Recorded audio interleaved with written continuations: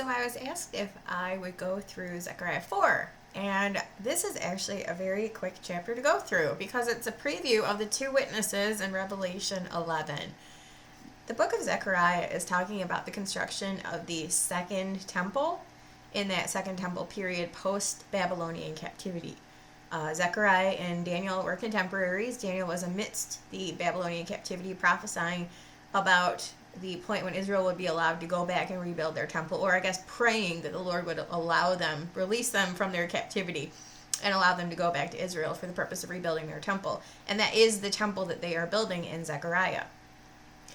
There is a correlation to the two witnesses in in Zechariah 4 to Revelation 11. They are the two olive trees and the two candlesticks standing before the Lord of the earth. They are the two anointed ones. And we see, linked specifically to the temple, these two anointed ones will be standing before the Lord of the earth in Revelation 11 for the first half of Daniel's 70th week. Interestingly enough, in Zechariah 6, we have the four horsemen related to the physical temple. They are not related to the spiritual temple in this dispensation of the grace of God. They are related specifically to the physical temples. They were there during the second temple period. They actually wreaked destruction on Babylon for destroying the first temple in the third and final exile of the Babylonian captivity. Zechariah 6:8. The Lord's Spirit had rest after he destroyed Babylon. I believe it was the black and the white horses mentioned in Zechariah 6 that destroyed the Babylonian Empire of the north. And then we obviously see the four horsemen linked to the construction of the third and final physical temple, which is the commencement of the 70th week. The horsemen will again ride when the physical temple is built again. In Zechariah 5, we have a link to the woman wickedness set upon her own base in the land of Shinar. And that refers to Babylon in the second half of the 70th week, the woman, the mother of all harlots and the abominations of the earth. She will be established upon her own base in the land of Shinar, where the original Tower of Babel was built. In the Nimrod-esque line of thought, the original one world, everything where that was first established post-flood, will be where it is reestablished in the end times and ultimately destroyed in Revelation 17 and 18. Zechariah has significant overtones to the book of Revelation, significant undertones, correlation to the book of Revelation. We see this in, like I said, chapter 4 with the two witnesses, chapter 5 with what will happen in the second half of the 70th week when the woman Babylon, the great mother of harlots, mystery, she is that great woman which reigns over the kings of the earth, that great city that reigns over the kings of the earth in Revelation 17 that's described. And then, like I said, in chapter 6, you have the four horsemen linked to the physical temple. So it's interesting. There are also relationships with Zechariah 1, 2, and 3, which tell us the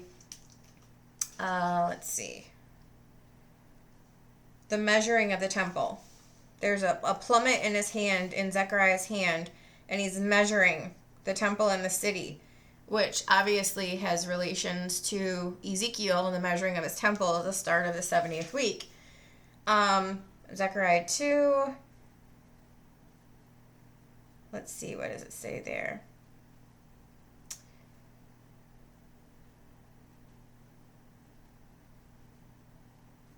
Oh, in Zechariah 3, talking about Christ, the branch.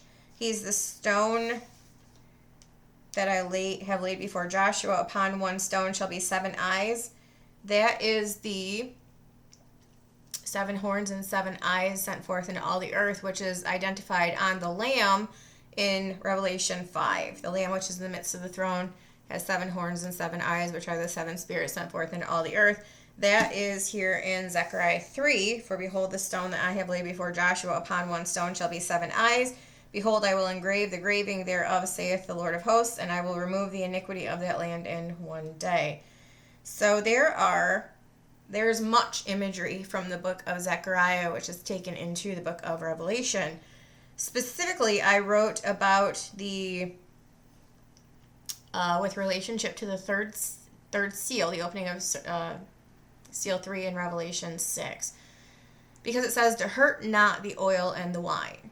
The oil that is not going to be hurt during the 70th week is the oil that is poured out of God's witnesses, the two anointed ones, which empty the golden oil out of themselves, and then obviously the sealed 144,000 from Revelation 7. When it talks about hurt not the oil and the wine, it's talking about hurt not the gospel message and those who are going to, the ability of people to believe on the Lord Jesus Christ and be saved. Wine. That's a token of acceptance of the new covenant, the bread and the wine at the Last Supper. So, hurt not the oil and the wine.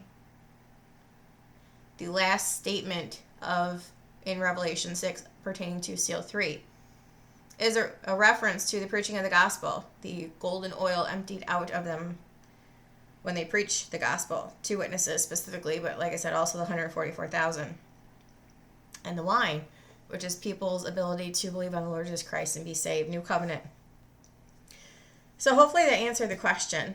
But Zechariah 4 is a preview of the two witnesses from Revelation 11.